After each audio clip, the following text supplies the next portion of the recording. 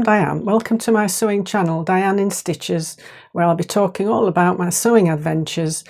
So you'll be hearing what I've made, what I'm going to make, plans, patterns, fabrics, etc. So I do hope you'll enjoy that content and that you'll stick around, and that you'll also leave a like and a comment if you want to comment on anything I'm talking about. And if you would subscribe, that would be lovely. Everything helps the channel to grow and reach other people looking for sewing content. And the other thing that I would love you to do is, if you're on a mobile, to swipe across from the comments box and do a hype. So that would be almost appreciated. And I would like to thank a lot of subscribers who I've acquired this last week or so. Been very good to see the numbers going up a little bit again now. So hopefully before too long, I'll be reaching 1,000 subscribers. Still a little way to go yet, so please do hit that subscribe button. It would be most appreciated. So this week, a little bit late in the day starting today. I've had a bit of a busy morning. I'm wearing, by the way, I'll just start with that. This is the Pattern Emporium BU tee, which I don't like. Don't like this neck at all. It's not right. Don't like it at all. And I'm not going to make this neck again. I might even try and salvage this somehow, but it's just not right. There's too little here, and then the cowl just doesn't sit right. But anyway, so it's fine for today. It's a bit cooler today, but it's not cool enough for sweatshirts, but it's not warm enough for actual t-shirts, so it's fine. And I have actually had a cardigan on with it earlier, but it's got a bit warmer now. Anyway, let's get on with things. So this week I have finished my Vera top by Forget Me Not Patterns in a red viscose jersey that I got from Pound Fabrics. And it's a nice little t-shirt. I've enjoyed making it, and I'm sure I'll be making some more in it. I think the viscose jersey makes it a little bit more a drapier type than say a cotton jersey. It is a free pattern. I'll put the links below. It's Forget Me Not Patterns. It is a free pattern, but you can pay what you want as well. There's a scale, I think strangely it says £2, but then if you have on the pay drop down, it's US dollars, 2, 5, 10 and 20, I believe, or I'll have it for free. So you have a choice. It only comes in a V-neck, but you can buy a scoop neck expansion pack, which is £2. So yes, so as I say, you can get the scoop neck. So the sizing, if I just I'll bring that up on the screen. It goes from a size 28, which is a 28.5-inch bust, up to a 56, which is a 56.5-inch bust. But the finished measurements, it's meant to have negative ease across the bust. So if you see, if I put the sizes up here, mine has worked out. I've done the size 36. I actually fall between the 34 and the 36 bust size, but I did the 36 because the negative ease is still slightly less than my actual bust measurement, which is about 35 currently, I think. So waist, obviously plenty of room. Hem a little bit negative ease, but it fits. It doesn't. It's not stretching on or anything. I don't know if you remember last week I mentioned about the cuff looking very small. I did actually sew it up. I thought I'll just try it. I was going to cut a bigger size cuff because I thought it looked small, because it does finish. It's sort of like you can either pull it up here and have the sleeve bloused over, or just let it drop, and it's sort of, do they call it, is that bracelet length? I don't know. It's shorter than wrist length anyway. And I thought I'll just sew it up and see how it goes. So I sewed it up on the sewing machine, and I just pulled it on just the cuff itself, and I thought, well, it's stretch fabric anyway, and it felt okay. And I must admit, on the actual blouse, the top, it's no problem at all. So so I've done that. I had actually wondered whether to put, because I didn't want the long cuff that makes sort of that big blouse, you know, big deep cuff on it. So I thought another alternative would be just put elastic through. You can actually leave it. The line, one of the line drawings is you just leave the cuffs off either cuff, and you just leave it hanging as an A-line loose sleeve and just hem it, which I didn't really fancy doing. Didn't like that version very much, but I had thought I could just do that and just put elastic. Just make a channel and put an elastic through. That's another alternative that you could probably do. The sleeve, I did narrow it slightly. It's a very wide pattern piece at the bottom, which you then gather up, which, as I say, I gathered mine on the overlocker. Did it no problem at all.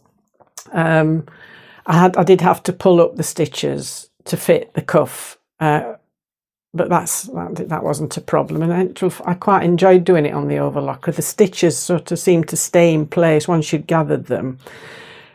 Stay in place better than they do when you didn't do the normal 2 rows on the sewing machine. So that was a good idea.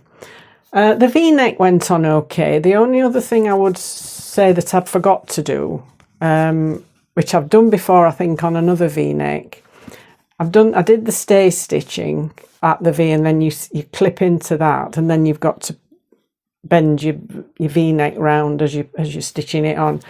I should have, with this particular fabric anyway, with it being so flimsy, put a little bit of interfacing on that V. I'm sure I've done that on another one, and I can't find the pattern where I did it now, because I think I've done two V-necks, but I thought I'd put some interfacing there, but I can't remember anyway. So that was okay, and so it's turned out quite nicely. As you can see, I'll probably have been putting some pictures and video up as I've been talking, but here's the finished garment. So as I say, that's just a normal V-neck. I was going to put the I did cut some fabric to do the neck binding at the back, and when I'd got it on, it just seemed to be quite bulky. With the same fabric, it just made it, with this being so fine, it just seemed to make it a little bit thick, and it was more untidy looking than just seeing the overlocking. So I took it out. Didn't bother with that. So the sleeve, and I was going to mention, brain going. The sleeves are, as I said, quite wide at the bottom, but what I did, I actually angled off the width at the bottom. I sort of made all from the armpit to the hem. I took I just gradually graded out at either side probably about 1.5 inches from coming. It just sort of brought it in slightly, and it's still gathered enough onto the cuff. Still quite like it. I don't know whether I would have liked it all more gathered. I don't know. Anyway, it's just a plain hem, and which I cover stitched. I just did a narrow 2-row, if you can see that, just a narrow 2-row cover stitch. And as you can see, it's come out quite nicely. So I'm quite pleased with that one. I'd better hurry up because I can just see that my battery on the gimbal thing is showing yellow. I don't think that's coming down a little bit. I might need to put it on charge. So what else has happened? Right, well, this week I mentioned last week, yesterday I was on this workshop of a pattern drafting course, which is in a a community centre type place nearby, well, half an hour's drive away. So I went there yesterday, 3 hours, and it was quite enjoyable and instructional and interesting. I will need it did say part 1, so I know there's more parts to it. I think I did see last time when they last ran it that there were, I think, probably 3, I can't remember now, but we will probably, I think we will get a pass on to the part 2 before this advertise it to the rest on the website. But we were working from a pattern drafting book, which looked quite an old book, an old print, you know, sort of an older, from an older, like 70s, 80s or something. And the lady who was teaching it was very good, but we couldn't bring the bits of the photocopies that we were working from home because of copyright reasons. So they were literally using the book and then printing off the bits that we needed to work from. And then we just made the plan and followed the directions. We all had to make the same size draft, but I don't know what, we drew out our bodice block, but I think obviously we need the next part to tell us how to use this bodice block. So I've ended up with this plan, this sort of block that really doesn't mean anything to me at the moment. So we sort of end up with something like this. So this is the back, this is the front. So this will be the side seam, armhole. This is a big dart here. So I think it's you have to manipulate this according to what is the end garment that you got, or top that you're going to make, and it's a fitting block for something that is tight fitting, such as a fitted close fitting top of some sort. So you'd have to, I mean, this dart, because there's no way that this is fabric. If this is fabric, there's no way that you would cut up to there. So you'd have to take that dart out, and then this is the shoulder seam that would obviously then come over.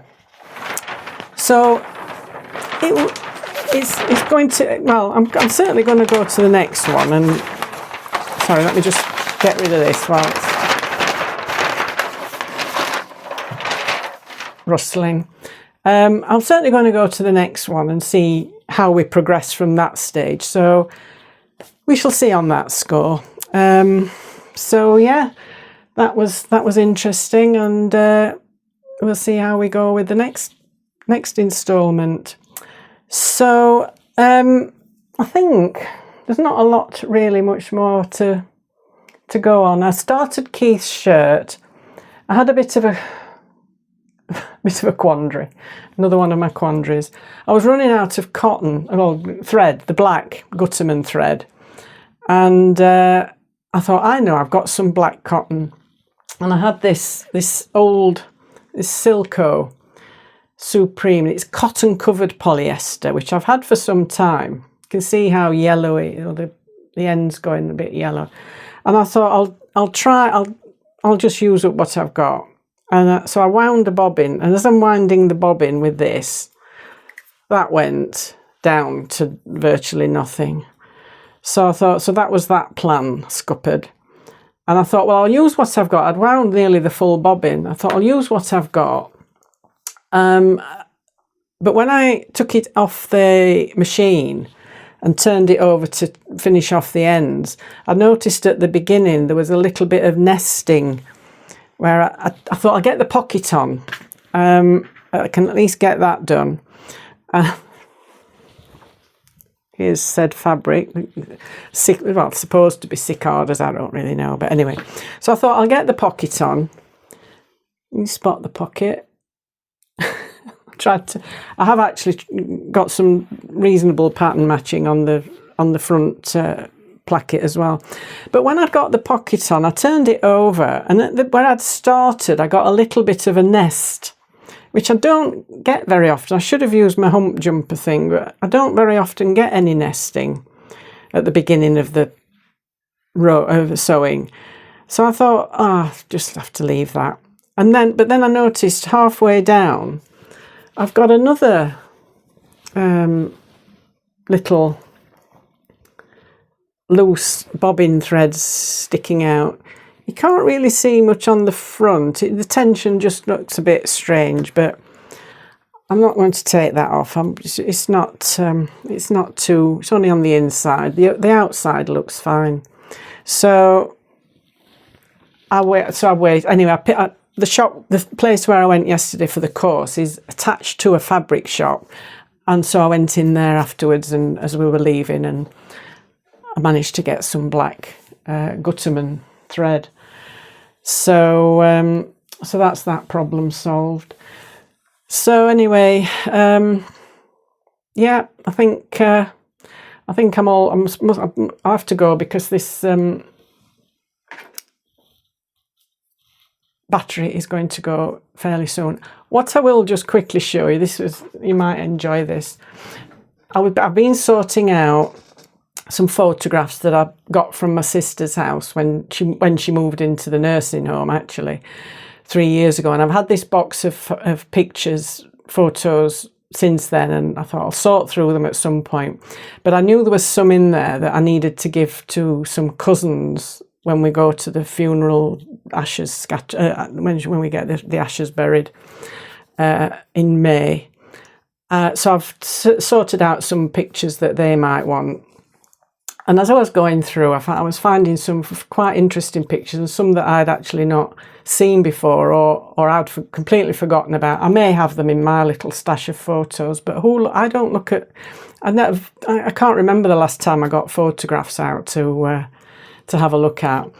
But I found these. You might find these interesting. I'll just show you a couple. If you want to see any more, I'll gladly get a selection out. But this was just to show. I've mentioned my sister was 18 years older than me, and this was at the house I was born at, and this was me and Marie in the backyard, as it was.